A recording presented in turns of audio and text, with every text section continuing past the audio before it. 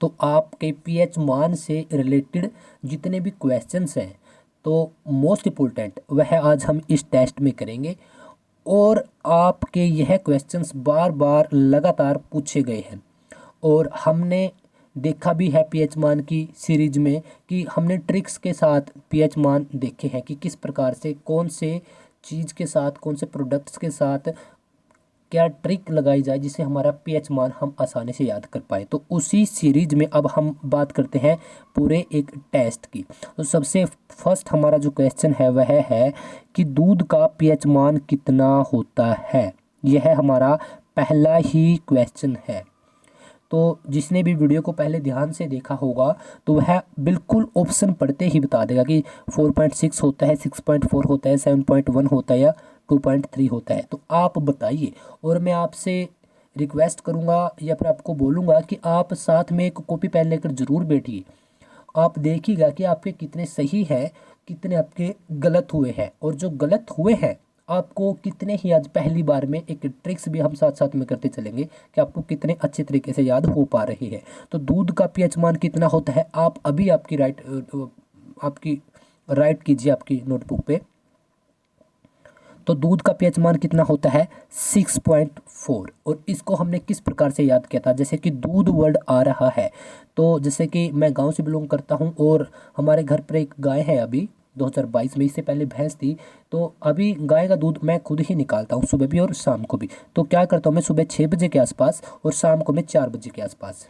ठीक है, शाम को थोड़ा लेट भी हो जाता हूँ क्योंकि मैं खुद भी स्टडी करता हूँ, आपके साथ भी शेयर करता हूँ और मैं कोचिंग्स भी करता हूँ, बच्चों को पढ़ाता भी हूँ। हालांकि मैं खुद भी बच्चा हूँ एक अभी तो, लेकिन फिर भी देखिए। तो 6.4 हमने क्या किया था, दूध की एक ट्रिक की थी। ओके, तो राइट आंसर क्या है 6.4। ओके, तो जल का पीएच मान कितना होता है 6, 7, 8 या 9। जिन लोगों ने वीडियो को अच्छे से देखा होगा वह बता देंगे कि भैया सर इतना होता है। तो आप बताइए फटाफट से, आपके जो नोटबुक है उसमें राइट डाउन कीजिए। तो कितना होता है बताइए। Option B is the right answer यानी कि 7। ओके, आप एक बार फिर से सुन लीजिए। जो आपका नॉर्मल वाटर होता है जो हमारा हम पीते हैं उसका पीएच मान कितना होता है 7। ओके, आप थोड़ा ध्यान दीजिएगा कि उसका पीएच मान कितना होता है 7। ओके, और जो सागरों का जल होता है उसका कितना होता है 7.828। और जो समुद्री जल होता है उसका कितना होता है 8.5। सबसे पहले नॉर्मल वाटर, फिर सागर और फिर समुद्रों का जल। इसको आपको अच्छे तरीके से रिलेट कर लेना है। इसका सही जवाब क्या रहेगा ऑप्शन बी यानी कि 7। चलिए अगला हम क्वेश्चन देखते हैं कि बैटरी का पीएच मान कितना होता है। बहुत ही अच्छे तरीके से मैंने इसको एक्सप्लेन किया था। फटाफट से बताइए अगर आपको ध्यान है। 1, 2, 3 या 4 बताइए कितना होता है, एक बार आप बताइए। तो जो बैटरी का पीएच मान है वह कितना होगा 1। और इसके लिए हमने एक ट्रिक भी की थी कि बैटरी 3 टाइप्स की होती हैं। या तो एक छोटी बैटरी जो कि हमारे टीवी का रिमोट होता है जैसे उसमें डल गई है ना। दूसरी होती है जो घरों में बैटरी प्रयोग की जाती है इन्वर्टर के रूप में। तीसरी होती है जिसको हम इंग्लिश में टॉर्च बोलते हैं, लाइट के लिए यूज की जाती है। तो ये किसी भी प्रकार की बैटरी हो सबसे नंबर 1 क्वालिटी के लेकर ही आनी चाहिए अगर हमें लॉन्ग टर्म के लिए उसको स्टेबल रखना है। तो इसका सही जवाब क्या होगा 1। अगला क्वेश्चन है कि सेब का पीएच मान कितना होता है। बहुत ही इजी, आप राइट डाउन कीजिए जो भी आपका राइट आंसर होगा। तो इसका राइट आंसर क्या रहेगा ऑप्शन सी 3। और किस प्रकार से जो सेब है एप्पल्स, अगर हम 1 kg लेकर आते हैं तो अच्छे क्वालिटी के सेब और अच्छी क्वांटिटी के सेब 3 ही आएंगे। आप कभी चाहे आप अभी चले जाइए आपको 3 ही मिलेंगे। हाँ, अगर आप छोटे छोटे एप्पल्स लेते हैं तो काफ़ी आ जाएंगे, लेकिन हम अच्छी क्वालिटी और अच्छी क्वांटिटी की बात कर रहे हैं तो आपको 3 एप्पल्स ही 1 kg के अंदर मिलेंगे। तो राइट आंसर इज द 3। अगला है हमारा कि नमक का पीएच मान कितना होता है 5, 6, 7 या 8। आपका राइट आंसर राइट डाउन कीजिए। तो नमक का पीएच मान कितना होगा ऑप्शन सी यानी कि 7 इज द राइट आंसर। और इसको किस प्रकार से हमने ट्रिक से याद किया था कि जैसे जल और नमक का हमेशा से एक कॉम्बिनेशन रहा है। जल का 7 है तो नमक का भी कितना होगा 7 होगा। और नींबू का कितना होता है आपको कमेंट करके बताना है। मनुष्य के आंसू का पीएच मान कितना होता है? 5.4, 6.4, 7.4 या 4.7 कितना होता है? आपका जो सही जवाब है वह आप एक बार आपकी राइट बुक में लिखिए। तो इसका सही जवाब कितना होगा? Option C 7.4। हमने याद किया था जो हमारा ब्लड होता है ना, अगर वह लाइक पानी की तरह ही तो फ्लो करता है ब्लड, है ना। ओके, और अगर 4 बूंदें निकल जाती है तो पानी से 7 और 4 बूंदें निकल जाती हैं तो मनुष्य की आंखों से आंसू निकल जाते हैं, तो उसका भी कितना होगा? 7.4 होगा। और रक्त यानी ब्लड का भी आपका कितना होगा? 7.4 होगा। और पानी का कितना कहता है हमने? 7, तो इसका कितना रहेगा? 7.4। तो हमारा जो नेक्स्ट क्वेश्चन है वह है हमारा अम्लीय वर्षा का पीएच मान कितना होगा? 4, 5, 6 या 7? वैसे तो आपको इसका सही जवाब दिख ही गया होगा थोड़े नीचे, तो आप फिर भी राइट बुक में आपका राइट आंसर लिखिए नोटबुक में। तो इसका राइट आंसर कितना होगा आपका? 5। एक ट्रिक हमने बहुत ही ज़बरदस्त की थी, एक छोटी सी ट्रिक है कि कोई कैरेक्टर है, लड़की या लड़का, उसके आप आपके हिसाब से बना सकते हैं कि जैसे कोई लड़की या फिर कोई लड़का सुबह जब उठा तो उसने देखा कि वर्षा हो रही है। क्या हो रही है? बारिश हो रही है, वर्षा हो रही है, लेकिन वह एक नॉर्मल, एक साधारण वर्षा नहीं है, वह अम्लों की वर्षा है। ओके, तो उसने उठकर देखा, टाइम हुआ था 5 बजे। तो अम्लीय वर्षा का क्या रहेगा? 5 पीएच मान रहेगा। Option B is the right answer. Okay, और सुनिए, तो उसका एक फ्रेंड भी था उसके साथ में, तो उसने उसके फ्रेंड से पूछा आप चाय लोगे या कॉफ़ी? तो उसके फ्रेंड ने कहा मैं कॉफ़ी पसंद करता हूँ। तो उसने सुबह 5 बजे ही उसके लिए कॉफ़ी बना दी, लेकिन आपका उस समय मूड नहीं था पीने का, तो आप थोड़ी देर रुके और 5:50 तक आप रुके, फिर आप चाय पसंद करते हैं तो आपने चाय ली। कितने? 5:50 पर आपने चाय पीते ही 5:50 पर आपने चाय पी, तो आपने महसूस किया कि आप स्वस्थ हैं, आपकी त्वचा स्वस्थ है। तो स्वस्थ त्वचा का कितना हुआ? 5.5। और कॉफ़ी का चाय का कितना हुआ? 5.5। और कॉफ़ी आपके फ्रेंड ने पी थी 5 बजे। अम्लीय वर्षा कितने बजे हुई थी? 5 बजे। ओके, अब आपने देखा कि जैसे ही आप कॉफ़ी पी रहे थे, आप महसूस कर रहे थे कि मेरी त्वचा स्वस्थ है, तो आपने देखा कि जो अम्लीय वर्षा थी वह अब अम्लों की वर्षा नहीं रही, उसके अंदर से वह अब साधारण वर्षा शुरू हो चुकी थी या साधारण वर्षा के रूप में अब बदल चुकी थी। तो साधारण वर्षा, सामान्य वर्षा का कितना होगा पीएच मान? 5.5 होगा मेरे दोस्त। तो एक स्टोरी से हम 5 पीएच मानों को रिलेट कर पाए। चाय का पीएच मान हमने जस्ट अभी किया है, आपको चाय पसंद थी तो आपने कितने? 5.5 इज द राइट आंसर। चलिए, सोडे का पीएच मान बहुत ही अच्छी ट्रिक है। 1, 2, 3 या 4 आपका जो भी राइट आंसर है नोटबुक के अंदर सबसे पहले लिखिए। तो इसका सोडे का पीएच मान कितना होगा? तो यह होगा आपका कितना होगा? तो यह होगा आपका 3। और इसके लिए हमने एक छोटे सी एक फैक्ट के ऊपर भी बात की थी कि जो स्टूडेंट्स मॉर्निंग तक पढ़ते हैं गर्मियों के अंदर, जब उनको ज़्यादा प्यास लगती है, जैसे मुखर्जी नगर या फिर बड़े शहरों में जो रहते हैं, तो वो मोस्टली अपने घर से या फिर रूम से बाहर निकल कर देखते हैं तो कोई सोडा वोडा ले लेते हैं वो, तो वह पी जाते हैं, उससे थोड़ी एनर्जी भी मिल जाती है। तो सोडे का पीएच मान कितना हुआ? 3।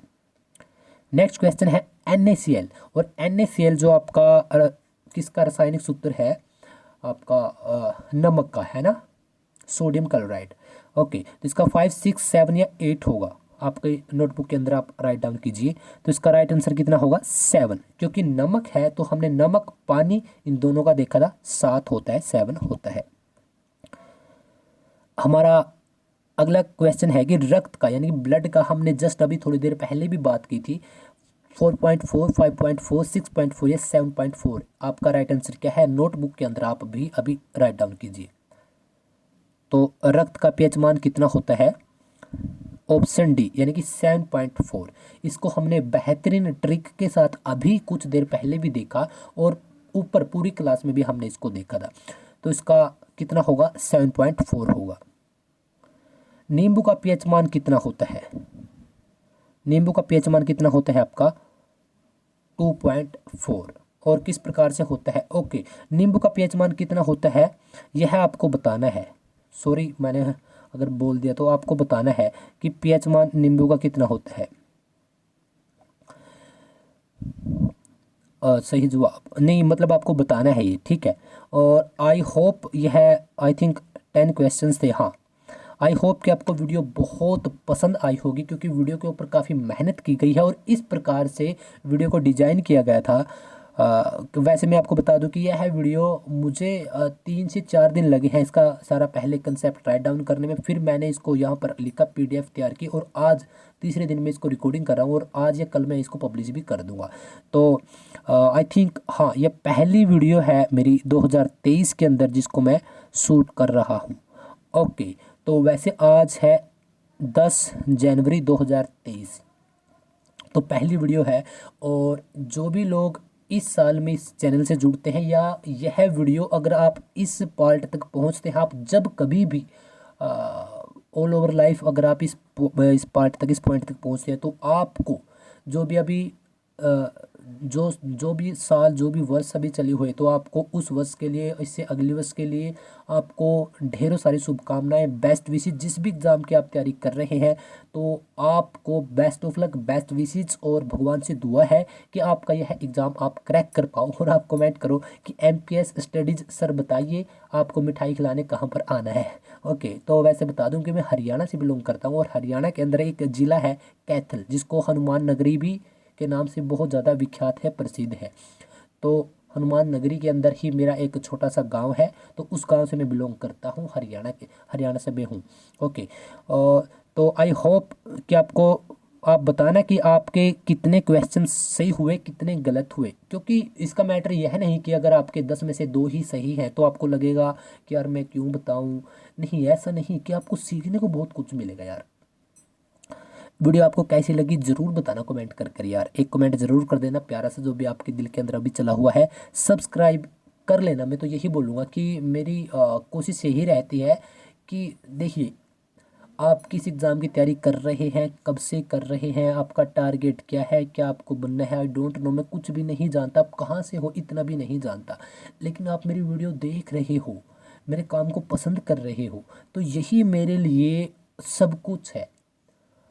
तो इससे बड़ी वर्थ मेरे लिए कुछ भी नहीं है। तो यही चाहता हूँ कि जब भी आप लाइफ में इस वीडियो को देखो, कि कुछ करें यार। मैं सभी से मिलना चाहता हूँ, कि मतलब मिलकर एक दूसरे की हेल्प करें, और बस। तो इसी वजह से अगर आप सब्सक्राइब करना चाहते हो तो कर लीजिए। आपको बेस्ट विशेज आपके जितने भी एग्ज़ाम्स के लिए, आपकी लाइफ के लिए। आप खुश रहें, हमेशा आप हेल्दी रहें। और अगर आपका अभी तक कोई फेलियर, अगर अभी तक आप रहे हैं, आपको सक्सेस नहीं मिल, अगर आपको सक्सेस मिल गई है तो आपको बहुत सारी बधाई। अगर अभी तक आपको सक्सेस नहीं मिल रही है, तो लाइफ का मतलब यह नहीं कि एक एग्ज़ाम को क्रैक करना है, या फिर सक्सेस का भी मतलब वह नहीं। सक्सेस का जो रियल मीनिंग है मेरे दोस्त, तो वह है कि आपको जहाँ पर मज़ा आता है जिस काम को करने में, और आप सेटिस्फाई होते हैं, जहाँ पर आपकी सेटिस्फैक्शन होती है, वही आपकी सक्सेस होती है। आपने बहुत सारे लोगों को देखा होगा कि बहुत सारे लोग पर मंथ करोड़ों रुपए कमा रहे हैं, अरबों रुपए भी कमा रहे हैं, और शायद इससे ज़्यादा भी कमा रहे होंगे।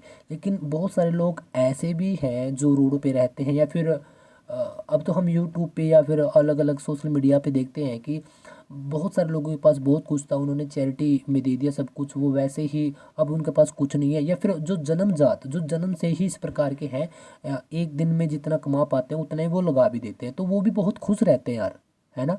तो वही बात है कि सेटिस्फैक्शन हमें लाइफ मिली है, हमें हर पल भगवान का, या जिस भी चीज़ को आप मानते हैं, अ, तो उसको आप, उसके प्रति आप लॉयल रहिए, उसको हर पल आप बोले कि मुझे लाइफ दी है। सबसे बड़ी बात यही है कि लाइफ मिली है, इसके अंदर की, इसके आगे की बातें हैं कि सक्सेस क्या है, पैसे क्या है, यह सब चीज़ें। वैसे मैं यह नहीं बोलता कि मत कमाओ, मत नौकरी करो, हाँ करो, लेकिन सक्सेस का मिलेगी यार, सबको मिलेगी। तो आई होप कि आपको वीडियो बहुत ज़्यादा पसंद आई होगी। तो अगर आपको वीडियो पसंद आई तो एक लाइक ज़रूर बनता है। चैनल पर नए हो तो सब्सक्राइब भी कर ही लीजिएगा, और घंटी को भी दबा दीजिएगा।